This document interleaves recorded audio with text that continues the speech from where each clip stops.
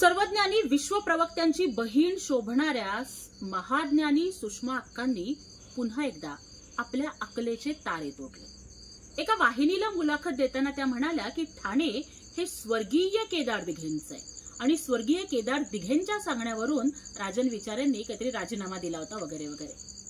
अहो, केदार दिघे हे तुमच्याच पक्षाचे उमेदवार आहेत आणि स्वतःच्या पक्षाच्या जिवंत उमेदवाराला स्वर्गीय करण्याचा कारनामा करणाऱ्या या अक्काबाईंच्या अकलेची मला तरी कीव करावीशी वाटते। जिवंत उमेदवाराला आपण स्वर्गीय केलंय, कदाचित संपूर्ण उबाठा गटाला स्वर्गीय केल्याशिवाय या अक्काबाई थांबतील असं मला वाटत नाही।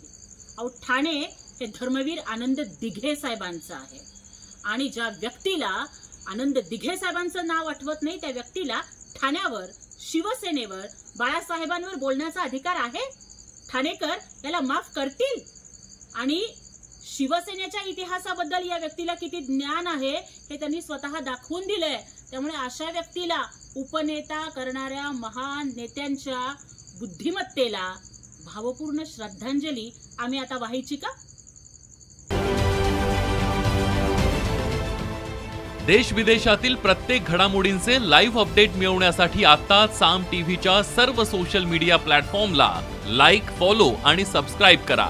तसंच सर्व नोटिफिकेशनसाठी बेल आयकॉन प्रेस करायला विसरू नका।